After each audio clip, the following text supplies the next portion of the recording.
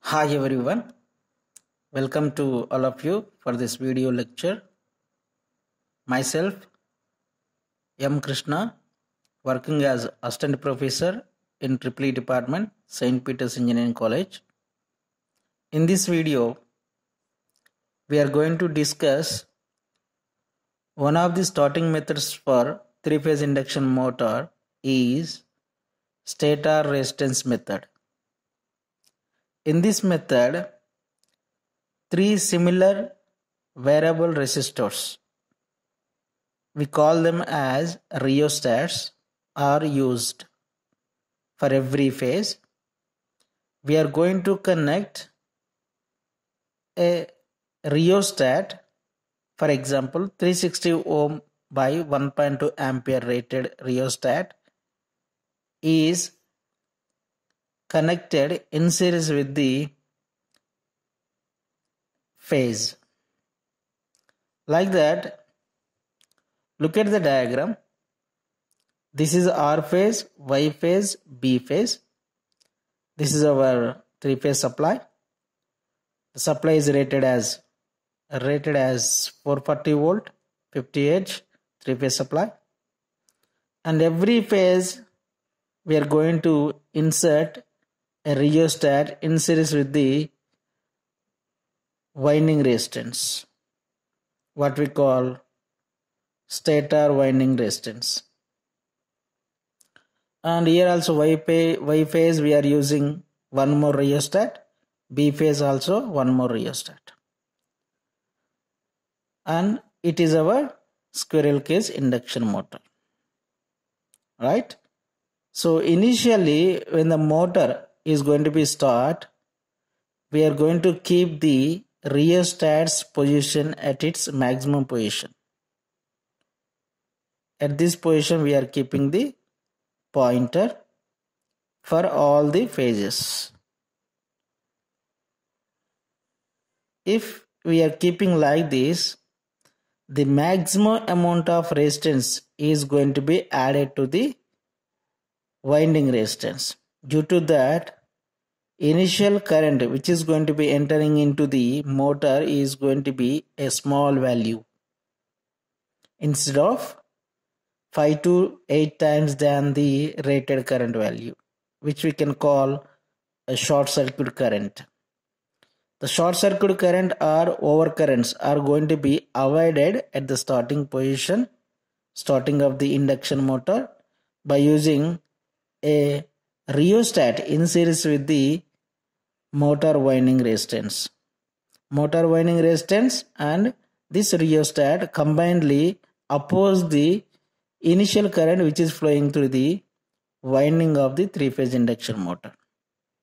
After that, what we are doing is we are slowly cut down the resistance value by moving this contact, variable contact, to its minimum position.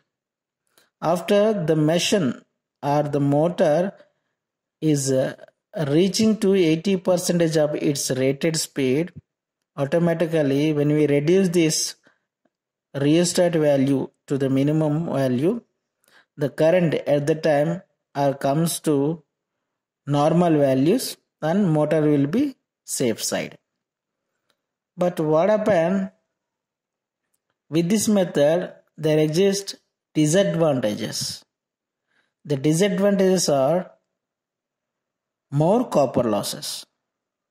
More copper losses means normally the resistance which is going to be inserting in series with the winding resistance will be in kilo ohm. Kilo ohm value, kilo ohm value, kilo ohm value. When you go for the copper losses per phase, automatically the value is going to be very high. So this is one of the disadvantages with this method. The other disadvantage is temperature rise, because there is a relation between resistance and temperature for conducting materials. In conducting materials, if the resistance value or temperature value increases proportionally. Suppose if the resistance we are keeping for the winding, if it is more value, automatically we can say the next minute when we are operating the machine, the temperature is also rising more and more, which we have to bring out outside in terms of heat by using a cooling method called fans. Fan is kept outside the motor to bring out the heat generating inside the motor. So we can say if the resistance is more in the circuit, which will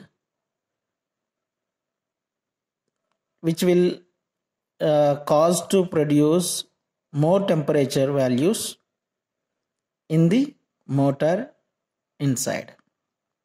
So this is the case. This is one of the disadvantage by using this stator resistance method.